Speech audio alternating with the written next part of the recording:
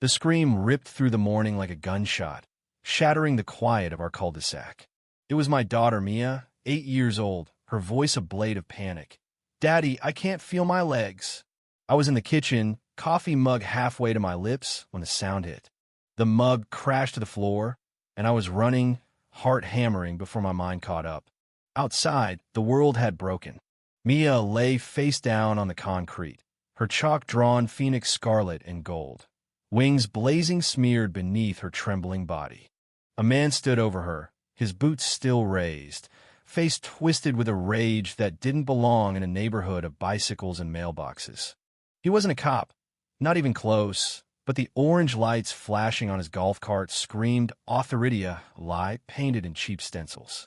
My wife, Claire, was already there, her scream matching Mia's, hands reaching as if she could pull our daughter back from this nightmare.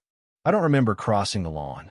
I just remember tackling him, my hands on his throat, his breath choking out as I pinned him to the grass, and a fury I didn't know I carried burning through me. It had been a soft Saturday, the kind where the world feels safe. The air was crisp, scented with fresh-cut grass and honeysuckle. The sun hung low, casting golden light across our Sleepy Willow Grove sub-VY Shown.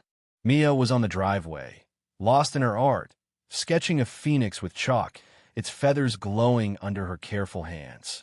She hummed a tune she'd invented, her backpack open beside her, crayons and chalk spilling like confetti.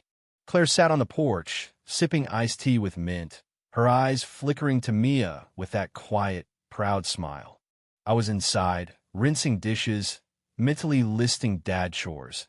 Mow the lawn, fix the sprinkler, maybe grill later. That was the plan. Simple. Whole.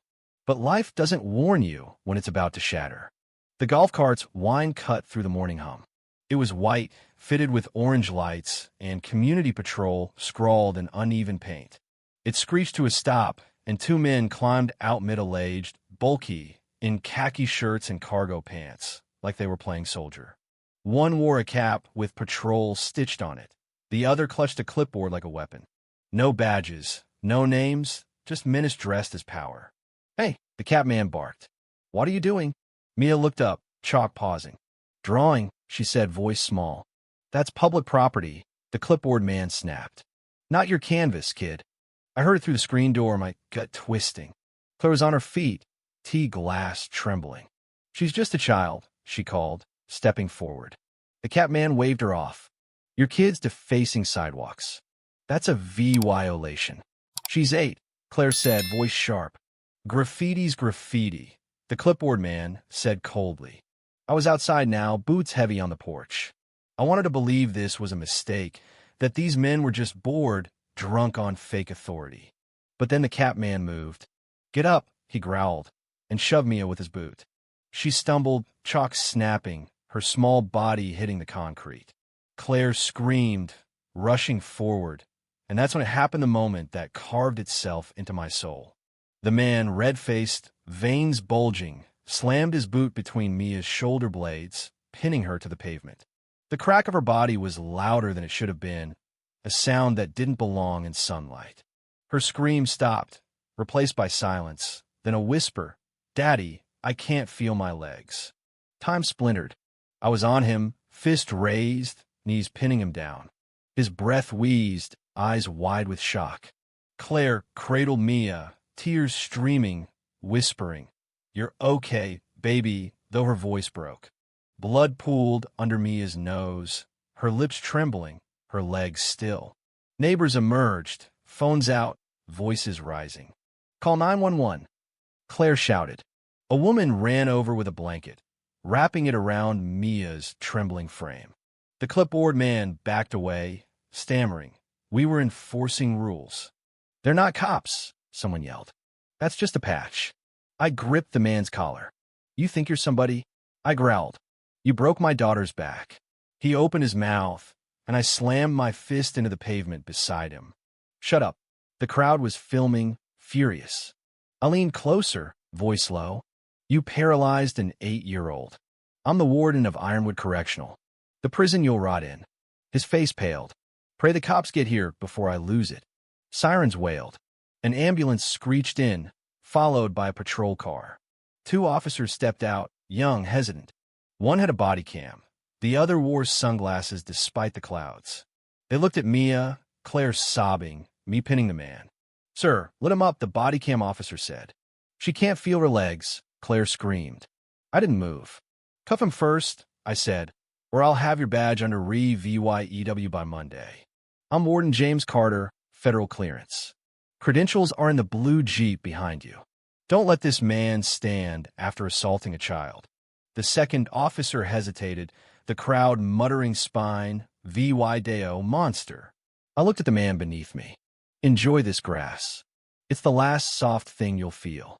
EMTs swarmed, one kneeling beside me. "Probable spinal trauma," he muttered. "Immediate immobilization." Claire followed them into the ambulance, hand gripping Mia's, her face bloodless. I stood only when the medics took over, the man coughing, rolling onto his side. "Name," I said. He wiped blood from his lip, silent. "You'll talk," I said. "Prison intake hates," I forgot. The clipboard man, cuffed on the curb, whimpered. "The board gave us authority." "What board?" I snapped. "There's no HOA here. It dissolved years ago. Your Frauds no badges, no paperwork, just VY Olents." "We didn't mean to hurt her," the cap man muttered. "She wouldn't move." "She was 8, I said, drawing a phoenix. The crowd surged, angry. "We didn't vote for these guys," someone shouted. "That's Tom Keller. He works at the car wash." The second officer called for backup. This wasn't just 2 men, it was a scam, and it was unraveling. At Mercy General, Mia was in the trauma unit. Claire and I sat in the waiting room, the air heavy with antiseptic and fear. Claire's hands were clasped, lips MOVYing in silent prayer, though she hadn't prayed in years. I stared at the floor. Mia's still legs burned into my mind. A doctor approached, face neutral. "She's stable," he said. Claire sobbed, the sound raw. "Spinal compression, vertebral fractures. She's in surgery, showing incomplete paraplegia." "Incomplete?" I asked, voice hollow. "Some neural response," he said. "There's hope, but it's a long road." Claire's hand crushed mine. "She'll walk," I said, a vow. "I'll make it happen." I stepped outside, phone in hand. By nightfall, the story was VY-Rel. Doorbell cam footage, Mia on the ground, Keller's boot rising, my voice roaring spread like fire. "Pray the cops get here before I do something you'll regret," I'd said, and that clip hit 1 million VYUs by morning. The community patrol was a fraud, a group of self-appointed enforcers issuing fake fines, fake notices. They'd preyed on fear, extorting the vulnerable, and it ended with a child's broken spine. 3 weeks later, I stood in Ironwood Correctional's intake, clipboard in hand. The man before me was thinner, swagger gone. "Name," I said. "Thomas Lee Keller," he mumbled, eyes down. "You assaulted a child," I said. "Impersonated an officer, lied to the press." He opened his mouth, and I cut him off. "You remember me? This is my prison. Welcome." His partner, Nathan Reed, was next, face pale, hands shaking. The investigation exposed their scam. Fake notices, a rigged website, a PayPal funneling fines for chalk drawings, untrimmed lawns, anything they could dream up. They targeted widows, immigrants, young families.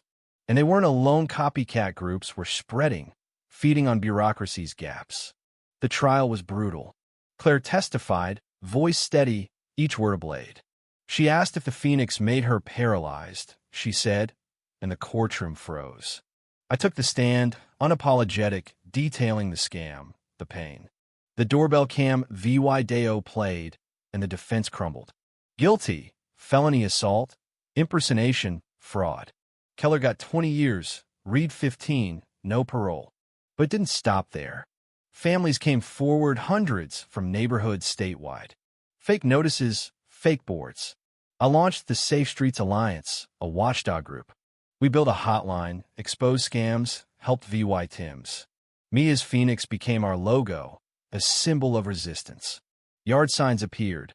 "This is our sidewalk." Project Phoenix followed, a nonprofit building chalk-friendly zones, safe spaces for kids. Each plaque read, "Mia's Law." Your imagination is not a violation. 6 months after her second surgery, Mia spoke.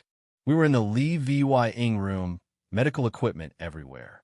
She was on crutches, eyes bright despite the pain. Daddy, I don't want to hate them forever. Why not?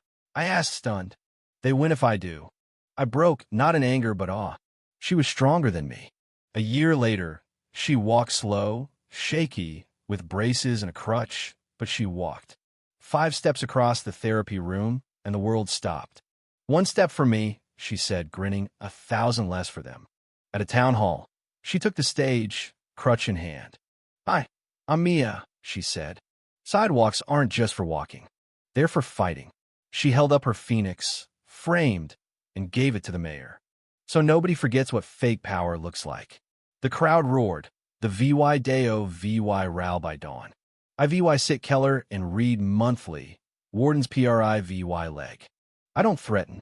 I say, she's learning to dance. Then I leave, letting silence burn. Keller teaches GED classes now, eyes down. Reads in the medical wing after a fall. I pass his bed, say nothing. He looks away. Every Saturday, Mia and I walk the neighborhood, chalk in hand. Phoenixes, stars, hearts that say, I'm stronger. Neighbors join, drawing cats, eagles, verses. It's our sidewalk reclaimed. And somewhere, a little girl's phoenix rises, reminding the world what strength is. If you were the one in this story, how would you react? Would you stand up and fight back, or accept the unreasonable pressure and control from the HOA? Share your thoughts in the comments below.